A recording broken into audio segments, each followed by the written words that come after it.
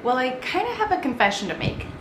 This time, every year, not some years, but every single year, I lose almost all motivation to go out in the garden. And it probably has something to do with triple-digit temperatures, but we also get super busy during the summer, and weeding seems a lot less exciting than it did back in May and June. Things can get a little bit out of hand in my late July and early August garden.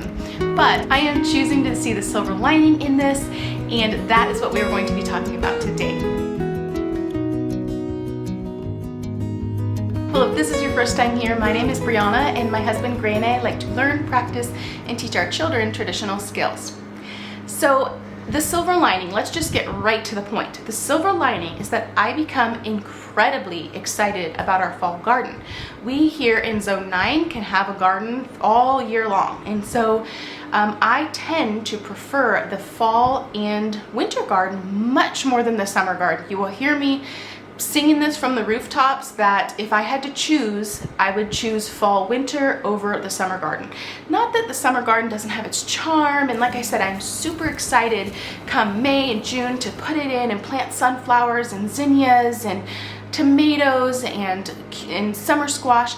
That's all very good and exciting, but it's very hard to maintain when it's hot. We get busy. We have many family activities off the homestead that keeping up with getting out there and being diligent about the weeds and the heat is a chore. So I am already planning my fall winter garden, and I would like to share with you why I love a fall winter garden so much. It might inspire you if you've never planted one and you live in an environment that you can have one, to go ahead and make the jump and try to get some growing in during those colder months.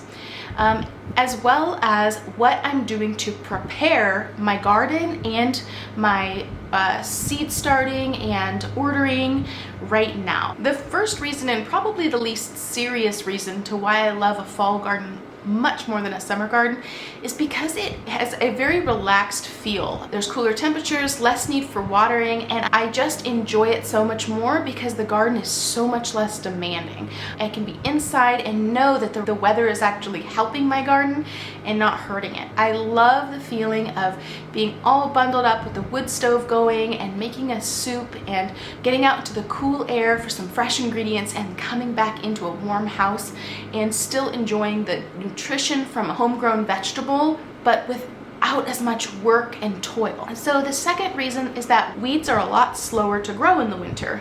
It is almost impossible to stay on top of the weeds. We do an in-ground gardening method, and it takes a lot of work to stay on top of the weeds, and we do our very best, but in the winter it's refreshing to have a more beautiful space because there's less weed competition. The next reason why I love a fall winter garden is that cruciferous vegetables are just beautiful, as well as greens like kale and Swiss chard.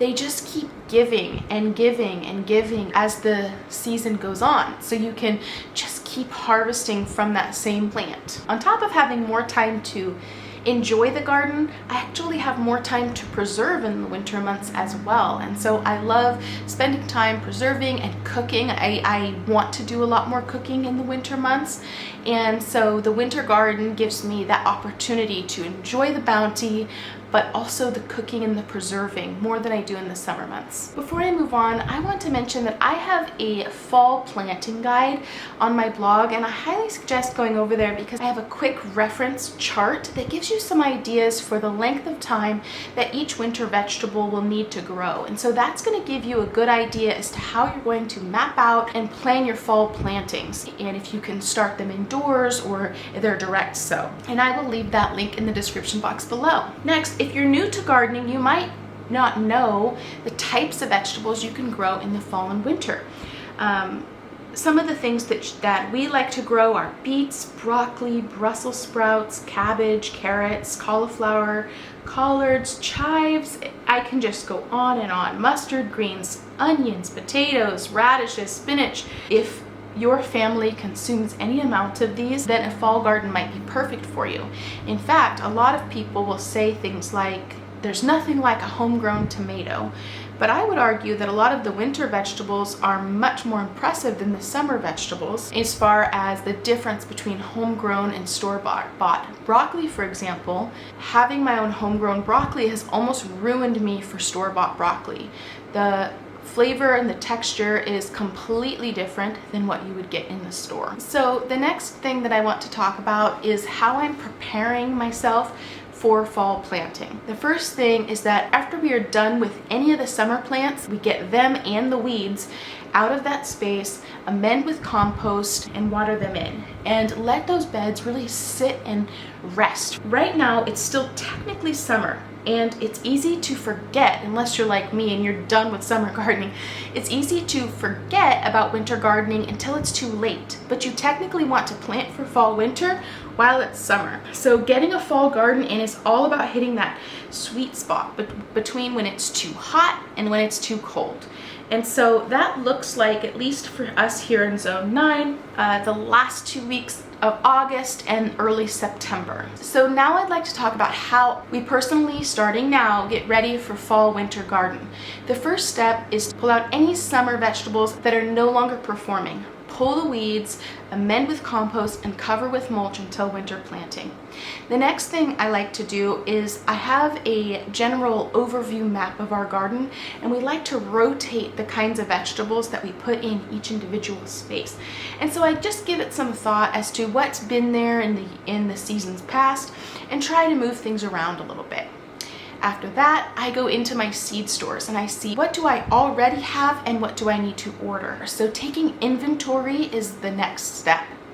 After you've taken inventory, go ahead and place any orders so that you know you've got them coming in the mail. If you're not going to be planting everything from seed, still have a list going of any starts that you want to buy from your local nursery, so you can plan for that and wait until they come in or are ready for pickup.